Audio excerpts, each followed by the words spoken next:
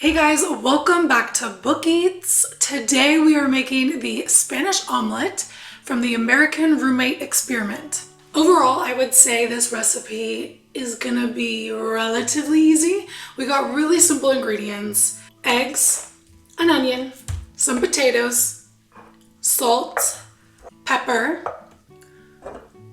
and olive oil. So super simple. Oh, and a very good non-stick pan. This is pretty important because we're going to be doing a little flip technique that I'm scared about. I've never done it, so we'll see how it goes. Hopefully I'm not making a big mess. But yeah, let's get started. I'm going to prep the potatoes and onions. Okay, so I'm using some Yukon Gold potatoes. I don't think it's necessary to peel these, but I'm going to because while doing research for this, I noticed most of them, they're using peeled potatoes. But I wanted to use these because they are waxy and they caramelize really nicely and have a buttery flavor. Now, I will admit, I have not finished the book just yet, but when Lucas made this for Rosie, I was like, oh, I gotta make this because I've always wanted to try to do this. And like I mentioned before, that little flip technique always kind of deterred me from doing it.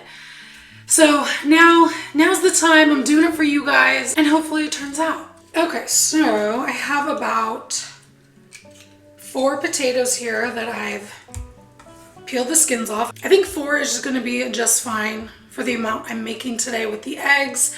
I'm gonna give these a little rinse. And now that they're rinsed, I'm gonna go ahead and dice them up into quarter wedges. And I'm trying my best to get each of the cuts to be all similar in size so that it makes it easier when cooking. All right, so we'll get these set aside. Perfect. And now we're gonna get our onion going. I'm just gonna use half this onion. And hopefully I don't cry. I learned long ago to leave this part on, but honestly, I don't think it really helps. I think regardless, I'm gonna shed a couple tears here. So I'm just slicing the half in half, and then I'm gonna do wedges. All right, no tears, yay. Okay, into the bowl. Okay, and now we're ready to take these to the stove. Okay, so I'm gonna get our nonstick pan heated up. I'm gonna go medium high on this. Okay, so once the pan is heated up, we're gonna add the olive oil. Some people use a lot of olive oil, some don't use much. I'm gonna try to find a middle ground. I'm gonna start with 1/3 cup of olive oil. I think for the amount of potatoes and onions I have, that's gonna be good. And then we'll add in the potatoes. And what we want to do is we want to almost not fry them, but definitely get them soft and browned. You definitely want to make sure you're cooking them through all the way. So I'm going to let these go for about 5 minutes before adding in the onions. During those 5 minutes, you kind of want to move them around ever so slightly every now and then because you want to make sure each potato is coated in that olive oil. I probably have too many potatoes here, but they will cook down and they will shrink up. So I think we'll be good. Okay, so this has been about 4.5 minutes. I'm gonna add the onions in now because I do want these to get brown as well. Nice and caramelized. And we're gonna get that mixed in. And I think this is like the perfect amount of olive oil. There's just something about the smell of good olive oil and onions doing their thing in a pan.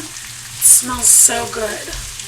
All right, I'm gonna let those sit and stirring it occasionally. And you're probably thinking, why haven't you added salt yet? What salt does is draws out a lot of liquid from vegetables, especially onions. So I'm waiting to add any sort of salt until this has become the right brown color that I want. All right, so as you can see, we got some nice caramelization going on. So I'm gonna turn the heat off and very gently remove the potatoes and onions. And you want to try to not get too much of that excess oil. I am going to add some of the oil though in there because we do want some of the oil. And then once I've removed them, I'm going to add the salt on these right now and some pepper and gently toss that. And then we'll set that aside. And here I have 5 eggs. I'm going to salt these as well. And pepper. And we're going to whisk them up really well.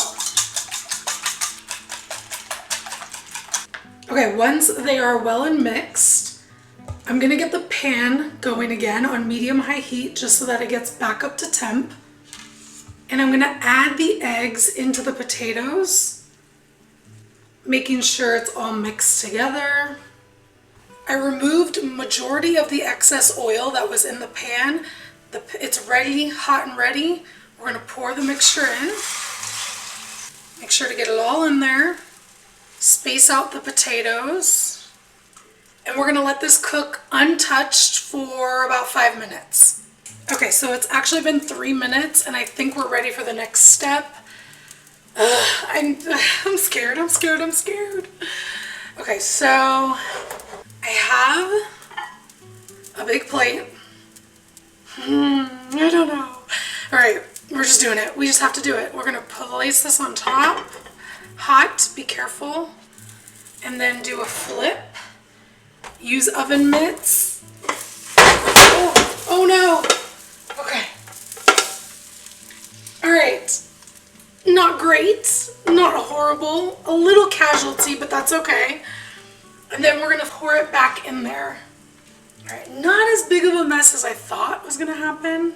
Oh my gosh, this is nerve-wracking. All right, then slowly, we're gonna slide it back in. And that side's gonna cook. Look, we did the best we can. It doesn't have to be perfect. For my first time, I'm not mad at it. Okay, so it's getting firmer. I think it's done. So I'm gonna cut the heat. Well guys, I failed you. I thought I hit play and I did the whole flip to get it on the plate. I cut the slice and it wasn't recording. What a fail on my part. But it is nice and brown. It is perfectly cooked through. You see some potato chunks. You see the eggs. It smells delicious. Man, I'm so sorry I did not get that flip in there. But it went well. No casualties. It came out whole. So I'm happy about that. Okay, now it's time to give it a taste. Oh, that's good. And you taste each component. Like in that one bite I just had, you tasted that caramelized onion, you get the soft potato, the fluffy egg. This is so good. Oh yeah, you can't beat this. And I see why it's such a popular dish. Because you can really eat it for breakfast, lunch, dinner. It's very versatile. So I want to thank you guys for watching another episode of Book Eats. I'm sorry for my failed filming casualty. Hopefully you can forgive me. If you are loving this series, give this video a thumbs up. Subscribe to the channel if you are new. Thank you again for watching and I'll see you on the next one. Bye guys.